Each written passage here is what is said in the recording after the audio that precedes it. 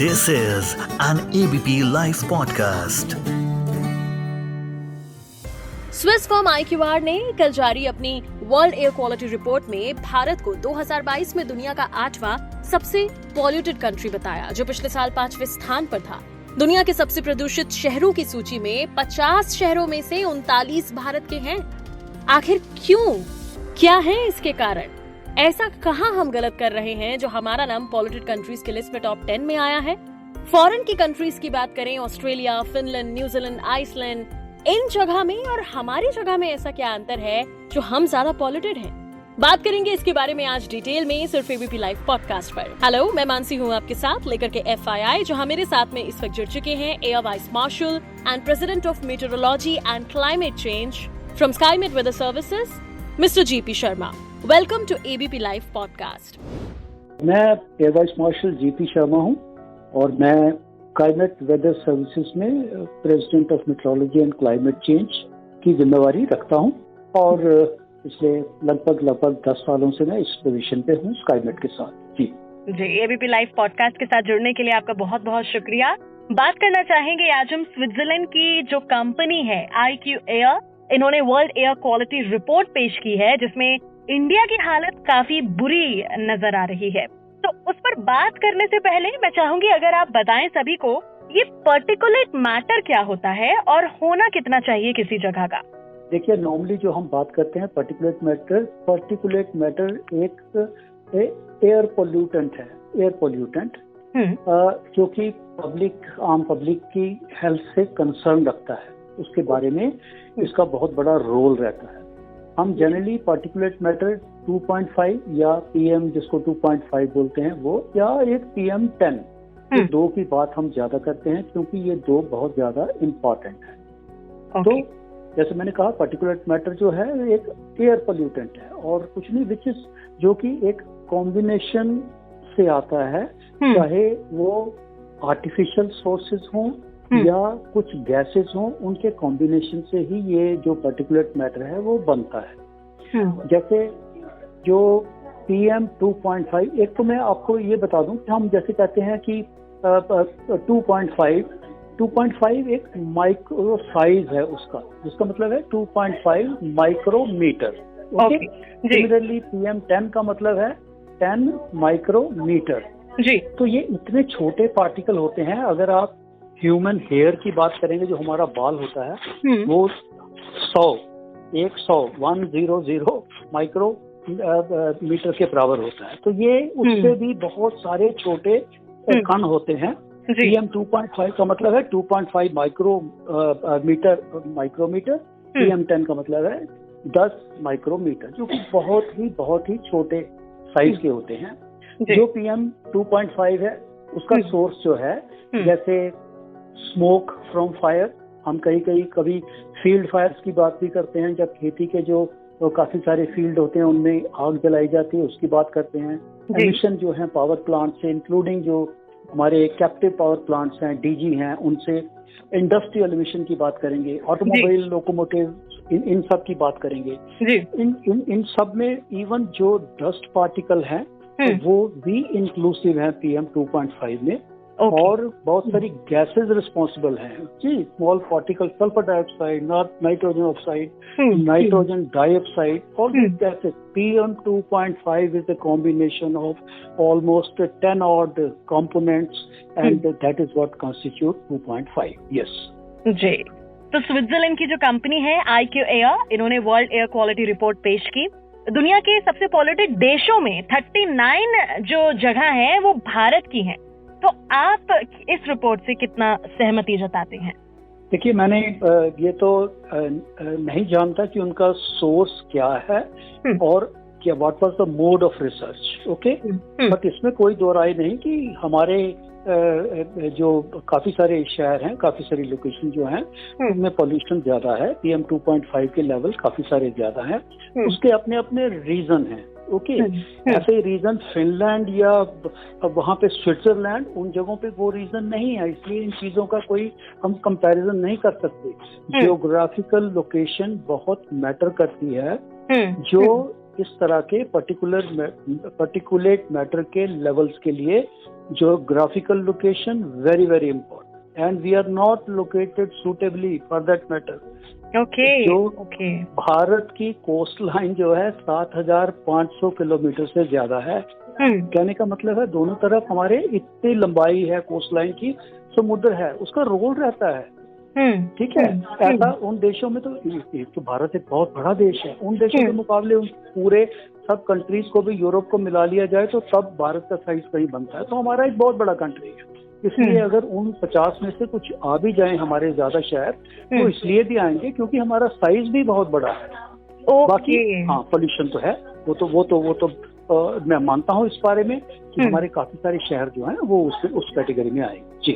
जी, इस बार दिल्ली जो है वो चौथे नंबर पर है, और दिल्ली से भी ऊंचा जो पॉल्यूटेड सिटी कही गई है, जो ज्यादा पॉल्यूटेड सिटी कही गई है, वो कहा जा रहा है राजस्थान का भिवाड़ी। तो अगर इन बढ़ते प्रदूषणों के कारणों के बारे में अगर मैं आपसे बात करना चाहूँ, जो कि काफी अवेयरनेस ऑलरेडी फैलाई जा रही है इको फ्रेंडली को लेकर, एनवायरमेंट फ्रेंडली को लेकर, स्टिल हम कहाँ गलती कर रहे हैं जो हमारा नाम पॉल्यूटेड कंट्रीज की लिस्ट में टॉप 10 में आ रहा है?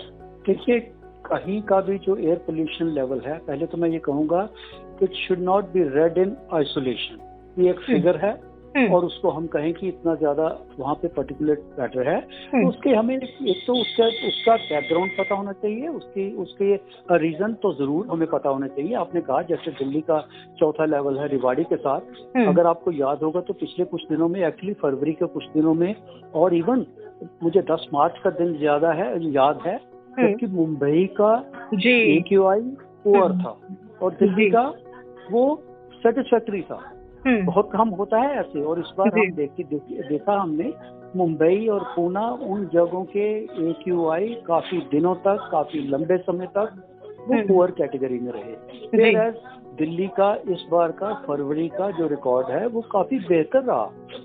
जो सब चीजें ज्यादातर डिपेंड करती हैं जो हमारे वातावरण पे, वातावरण कहें तो एटमॉस्फेरिक कंडीशंस, जिसमें से कि मैं कहूँगा कि जैसे विंड पैटर्न है और वर्षा है, ह्यूमिडिटी है और तापमान, केवल इन चीजों पे ये ज्यादा डिपेंड करता है, और इनकी सीवियरिटी कितनी रहेगी और ये कितनी देर के लिए रहेंगे, ये सब इन चीजों पे ज्यादा डिपेंड करता है।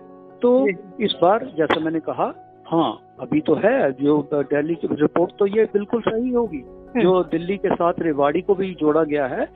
ऐसे कुछ शहर हैं और पर्टिकुलरली नॉर्थ इंडिया में ऐसे ज्यादा हैं। मोस्टली सिटीज जो लैंड लॉक्ड रहेंगे उनमें पोल्यूशन के बढ़ जाने की संभावना ज्यादा रहती है, रादर उन जगहों से जो कि क्लोजर हैं, किसी वाटर बॉडीज के पास हैं, ग्रीनरी है, माउंटेन्स हैं, उनके कंपैरिजन में जो भी लैंडलॉक्ड हैं, जो प्लेन्स में है, उनकी संभावना ज्यादा रहती है। जी, यानी कि कहना चाहिए कि ये जो रिपोर्ट आई है, और चूंकि लोग इस तरह से समझ रहे हैं कि इंडिया की हालत इतनी खराब है, तो हमें इस रिपोर्ट पे बिलीव करने के साथ साथ जो आपने कहा ज्योग्राफिकल कंडीशंस भी समझनी पड़ेंगी। जी हाँ, देखिए हमारे हैं, हम एक ट्रॉपिकल रीजन में आते हैं। 0 डिग्री जो इक्वेटर है, हमारा कंट्री तो 6-7 डिग्री से लेके और ऊपर 35 डिग्री तक जाता है। उसकी कंपैरिजन हम यूरोपियन कंट्री से, जो कि एक्स्ट्रा ट्रॉपिकल कंट्रीज हैं, उनमें वेदर ही अलग रहता है, विंड पैटर्न ही अलग रहता है। जो पर्टिकुलेट मैटर है उसकी जो डेंसिटी है वो बहुत डिपेंड करता है कि आपकी विंड कंडीशन क्या है, दोनों उसकी डायरेक्शन क्या है और उसकी स्पीड क्या है। जितनी ज्यादा स्पीड होगी उतना ही वो PM पार्टिकुलेट मैटर जो है वो उसकी सीवियरिटी कम रहेगी। हमने देखा इंडियन सब कॉन्टिनेंट में पर्टिकुलरली बहुत सारी ऐसी जगह हैं जहां हम काफी समय के लिए साल के दौरान निल विंड कंडीशंस भी देखते हैं। जैसे हमारे इंडो गैंजेटिक प्लेन जो है, पंजाब, हरियाणा, दिल्ली से लेके उत्तर प्रदेश और बिहार तक, इनको हम इंडो गैंजेटिक प्लेन कहते हैं, जहाँ पे हम बहुत बार देखते हैं जिसको कहते हैं कि हम पत्ता भी नहीं हिल रहा, ऐसी कंडीशन भी देखने को मिलती हैं। जी। जो कि ऐसी वहाँ पॉसिबल नहीं है। यूरोपियन कंट्रीज जो एक्स्ट्रा ट्रॉपिकल कंट्रीज है, टोटल डिफरेंट विंड पैटर्न रहता है, डिफरेंट वेदर पैटर्न रहता है, उनका हमारे साथ कंपैरिजन नहीं है। तो being in tropical region we are more vulnerable to the severity of the particulate matter, be it PM 2.5 or PM 10, whatever it may be. Yes. जी, आखिर में आपसे जानना चाहूंगी, आज जो हम बात कर रहे हैं जिस मुद्दे पर, अगर आपको लगता है वो इन्फॉर्मेशन जो हमने इन सवालों में कवर नहीं की और जो लोगों तक पहुंचनी चाहिए, सर आप वो बिल्कुल बता सकते हैं। जी, देखिए, हमने पिछले दिनों में देखा कि जब एयर पोल्यूशन दिल्ली का बहुत ज्यादा बढ़ गया था, तो ग्रैप जो कि ग्रेडेड रिस्पांस एक्टिव प्लान जो है, एक्शन प्लान है, ग्रेडेड रिस्पांस जो कि commission of air quality management के अंडर में आता है, वो एक्टिवेट हुआ।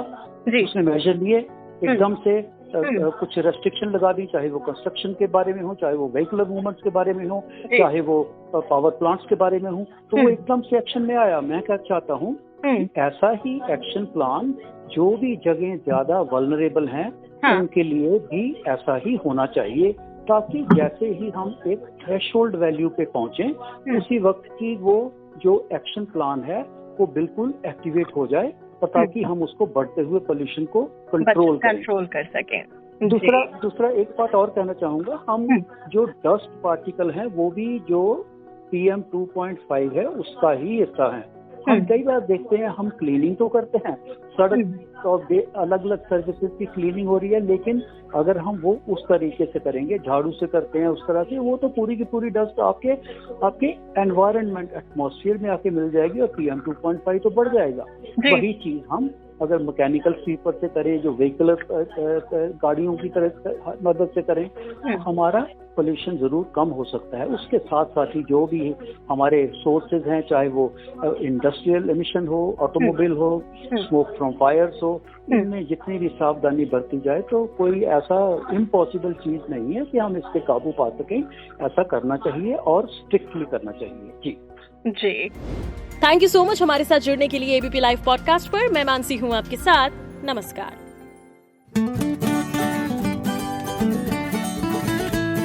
This is an ABP Live podcast.